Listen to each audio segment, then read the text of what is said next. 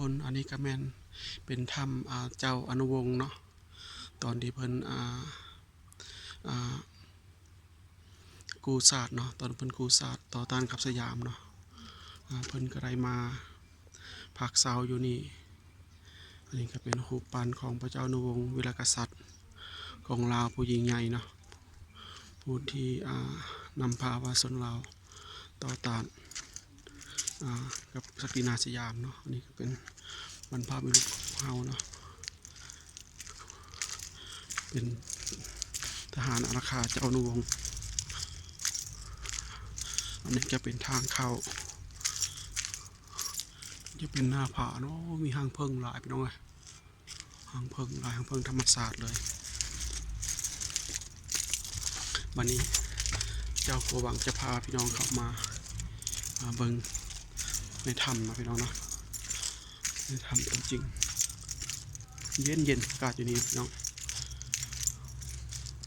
นี่เป็นถ้ำเจ้าอนุวงศ์เนาะนี่จะเป็นทหารอารักขาของเพิ่นสบายดีเถอะโดยลักกิโลนึงปุ๊โอ้ไก่เลยเนาะเข้าไปจำแล้วว่าตุ๊ยังว่าสุดจำได้ว่าลักกิโลนึงยังบ่สุดเนาะไก่เลยเนาะถือว่าใหญ่เติบอันนี้ภายในถ้ำนะพี่น้องเนาะภายในถ้ำ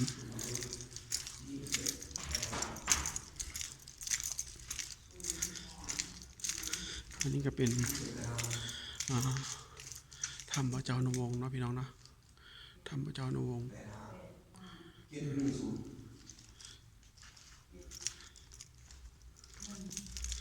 โอ้718เลยลง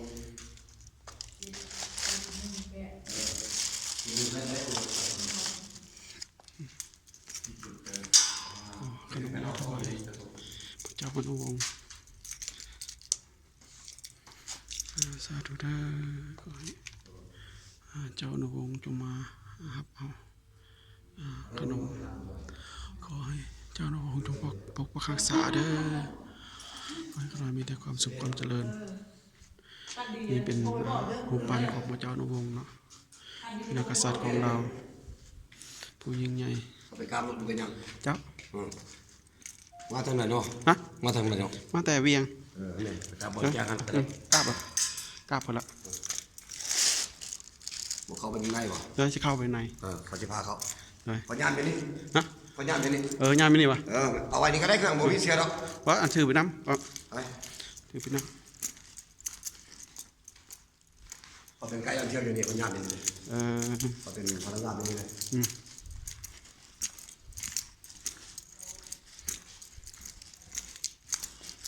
นี่หินงอกหินย้อยนะพี่น้องเนาะงาม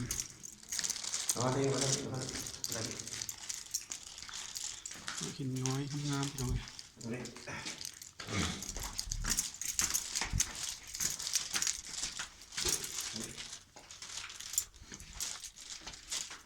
เครื่องนี้นะเครื่องนี้บทสำคัญที่ว้าวสำคัญเนาะว่าที่เขาได้ขอเขาก็ได้บุญเขาเนาะเขาย่างอยู่นี่นะว้าวล่วงเนาะเป็นยังก็ย่างไปผู้เดียวก็ได้ไปถ่ายคลิปที่สถานที่วันนักท่องเที่ยวมาเพิ่นก็จะเอาก้อนหินนี่ก่อขึ้นเนาะพี่น้องเนาะก่อขึ้น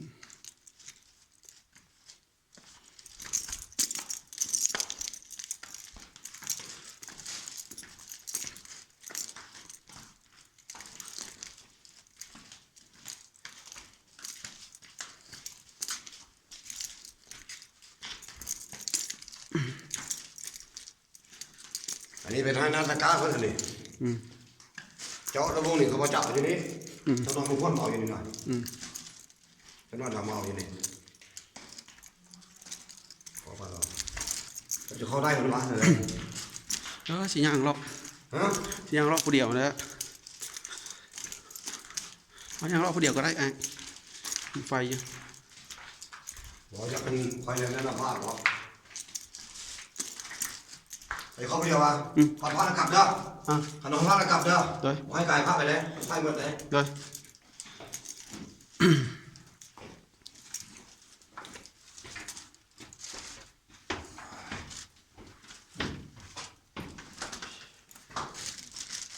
มาแต่ต้องสั่งมา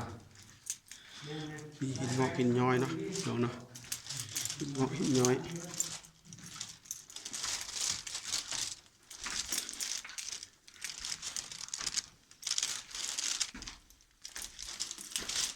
น้ำฝนน่าจะมีน้ำไหลอยู่นี่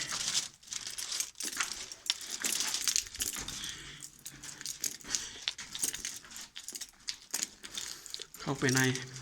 เพิ่นว่าเลิกเติบได้เข้าไปในหลายหลักเติบ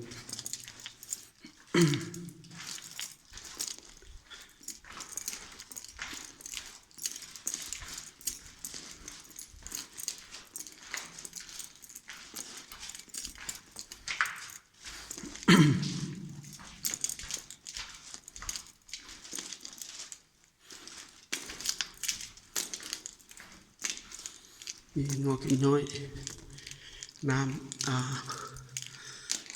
หยาดปับๆอยู่พี่น้องเลยน้ำจะหินกำลังย้อยก็มีเนาะพี่น้องเนาะ